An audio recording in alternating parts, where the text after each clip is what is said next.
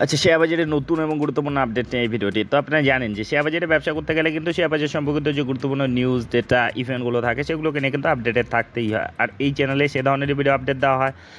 তো যাই হোক, আজকে যে ডেটে ভিডিওটা হচ্ছে 24/9/2024। তো মার্কেটে কিছু ইম্পর্টেন্ট স্টকের ইম্পর্টেন্ট আপডেট দেখে নেব, যে স্টকগুলো আজকের ডেটে মার্কেটে ভালো রকম আর কি নড়াচড়া করেছে। তো চলে আসি সেই আপডেটগুলোতে। তো প্রথমে যে কোম্পানিতে দেখে নেব সেটা হচ্ছে ওয়াইডি রিনিউয়েবল টেকনোলজিস লিমিটেড, যেটা রিসেন্ট যদি পারফরমেন্স দেখেন, দুর্দান্ত পারফরমেন্স। আজকের ডেটে 5% আপার সার্কিটে শেষ করেছে। আপনি যদি রিসেন্ট কয়েকদিনে পারফরমেন্স দেখেন, দেখুন গত 5 দিনে 22% মতো রিটার্ন দিয়েছে। প্রায় দিনেই কিন্তু আপার সার্কিটে গত 3টা ট্রেডিং সেশনে পরপর আপার সার্কিটে শেষ করেছে। আর যদি আপনি একটু লং টার্মে হিসেবে দেখেন, 6 মাসে 41% রিটার্ন, গত 1 বছরে 700%-এর মাল্টিপ্লিকার রিটার্ন, আর 5 বছরে 67,000%-এর রিটার্ন। তো বুঝতে পারছেন কী ধরনের গতিতে রয়েছে রিনিউয়েবল সেক্টরের এই স্টকটি, যেটা একটা বর্তমানে মিড ক্যাপ কোম্পানিতে পরিণত হয়ে গেছে, যেটা খুবই ছোট একটা কোম্পানি ছিল, খুব দ্রুত কিন্তু বড় কোম্পানিতে পরিণত হয়ে গেছে।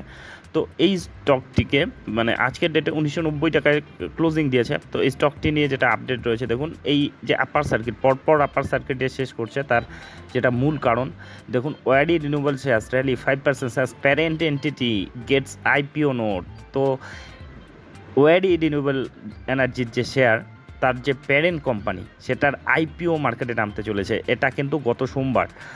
দেখুন একটু খবরটা দেখুন, Waaree renewable technology share hit 5% upper circuit at RS 1990 in Tuesday, trade on BSE after its parent entity Waaree energies. তো এটা কিন্তু একটা মানে প্যারেন্ট কোম্পানির একটা অংশ, ছোট কোম্পানি আর কি, যেটার যে মূল কোম্পানি যেটা আর কি, সেটা ওয়াইডি এনার্জি। ওয়াইডি রিনিউয়েবলটা কিন্তু তার একটা অংশ, ওয়াইডি এনার্জির একটা অংশ। তো সেই ওয়াইডি এনার্জির আইপিও মার্কেটে কিন্তু নামতে চলেছে।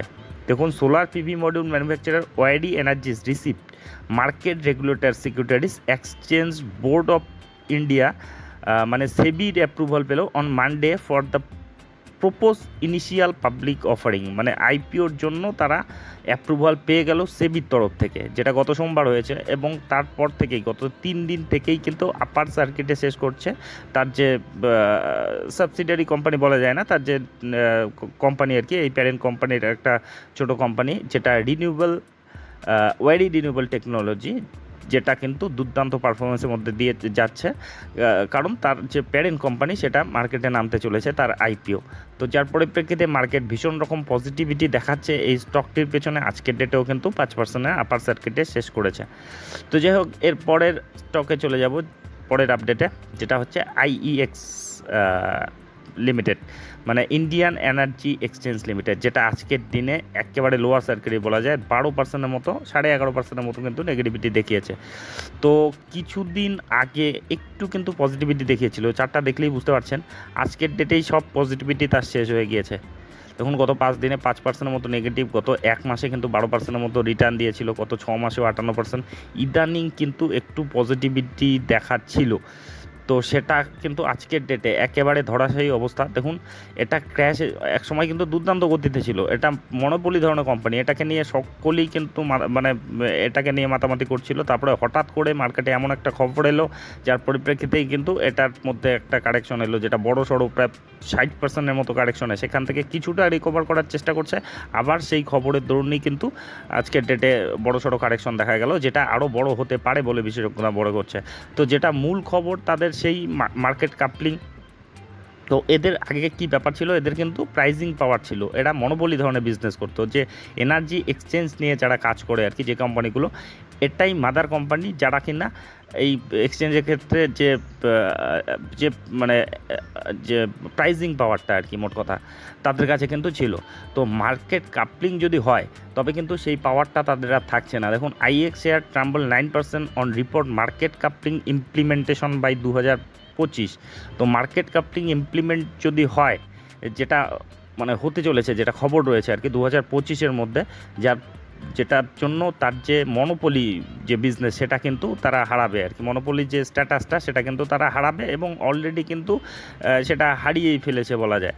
এবং যার পরিপ্রেক্ষিতে তো এটা নিয়ে কিন্তু টানাপোড়েন চলছিল আর কি।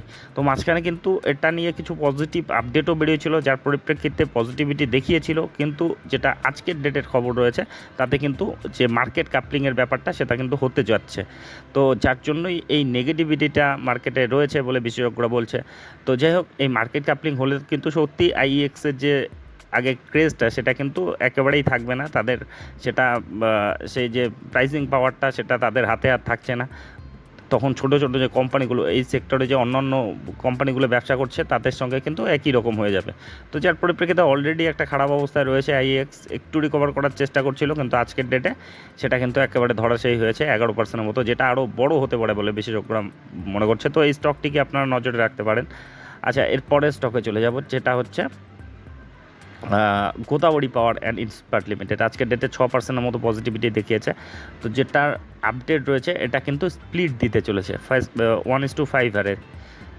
দেখুন 1:5 stock split for the first time, যেটা 4 অক্টোবর, যেটা রেকর্ড ডেট অক্টোবরের 4 তারিখ রেকর্ড ডেট, কিন্তু সেটা ফিক্সড হলো আর কি।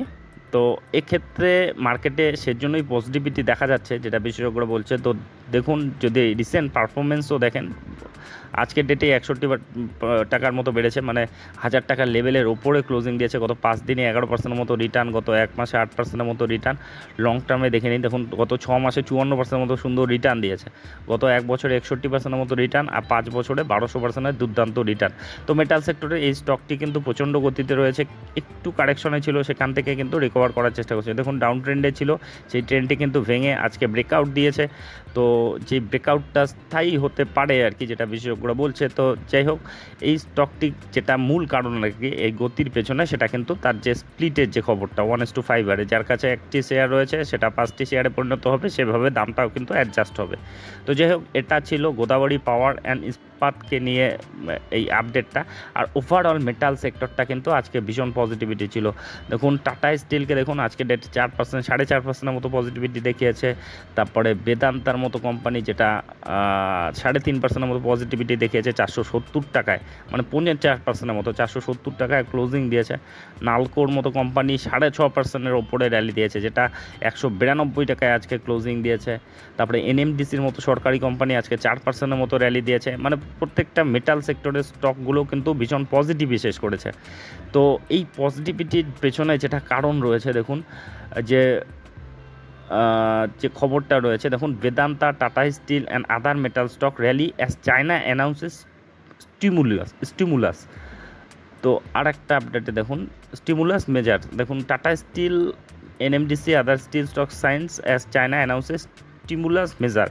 তো যেটা আপডেট রয়েছে আপনি যদি দেখেন, দেখুন people bank of China central bank Tuesday said it will cut the reserve requirement ratio RRR for bank for 50 basis point. তো তারা কাট করতে চলেছে আর কি, তাদের ব্যাংকের যে RRR যে রেশিও আর কি, যেটাকে বলে আর কি রিজার্ভ রিকোয়ারমেন্ট রেশিও, সেটাকে তারা কাট করতে চলছে। তো যার পরিপ্রেক্ষিতে যেটা ব্যাপার হবে হচ্ছে তাদের যে মেটাল সেক্টরটা, দেখুন the slow down in চায়নাস economy, চায়নার ইকোনমিতেও কিন্তু স্লো ডাউন চলে এসেছে আর কি, যেটাতে তারা ভুগছে। তার পরিপ্রেক্ষিতে তারা কি করছিল, তাদের কাছে যে মেটাল, আপনারা জানেন যে এই চায়না কিন্তু গ্লোবালি একটা বড় সাপ্লায়ার মেটালের ক্ষেত্রে, এবং তারা তাদের যে প্রোডাক্ট রয়েছে আর কি, যে প্রচুর পরিমাণে তারা যে মেটাল প্রোডাক্ট তৈরি করতো আর কি, সেটা তারা দুনিয়া ভর কিন্তু সাপ্লাই দিত, এবং সেটা খুব কম দামে তারা ইদানিং কিন্তু দিচ্ছিল, মানে খুব কম দামে এক্সপোর্ট করছিল। দেখুন Chinese steel player were exporting their product for lower price across the world market, বিশ্ব মার্কেটে কিন্তু তারা খুব লোয়ার প্রাইসে দিচ্ছিল।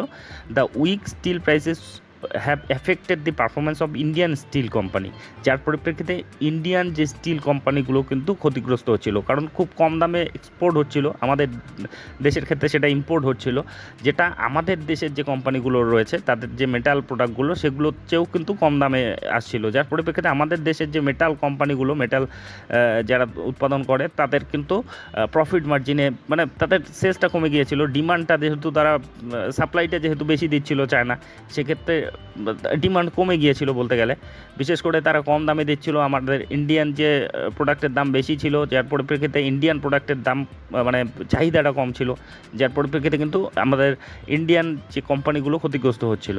তো এবারে যা হবে যেটা আর কি তাদের মোট কথা আর কি, আপনি যদি ডিটেলসে দেখেন আরও ডিপলি এখানে বলা হয়েছে, যদি আপনি উপর দেখেন যে তারা যেভাবে আগে কম দামে সাপ্লাই দিচ্ছিল সেভাবে কিন্তু এখন দিতে পারবে না। তো এই খবরটি ভীষণভাবে পজিটিভলি আর কি মার্কেট নিয়েছে, এবং যার পরিপ্রেক্ষিতে যে মেটাল সেক্টরে কিন্তু দুর্দান্ত গতি এসেছে। টাটা স্টিলকে যদি দেখেন গত 5 দিনেও 5% মতো র্যালি, গত 1 মাসে 3% মতো র্যালি। আর আপনি যদি লক্ষ্য করে থাকেন দেখুন যে চার্ট প্যাটার্নগুলো একই দেখতে পাবেন, যে মেটাল সেক্টরে একটা কিন্তু কিছুদিন যাবৎ কারেকশনে ছিল, মোটামুটি গত বছর খানেক ধরে আপনি গত 1 বছরের রিটার্ন দেখুন, বা ইদানিংয়ের কারেকশনটা যেটা ছিল আর কি 20%-এর কাছাকাছি।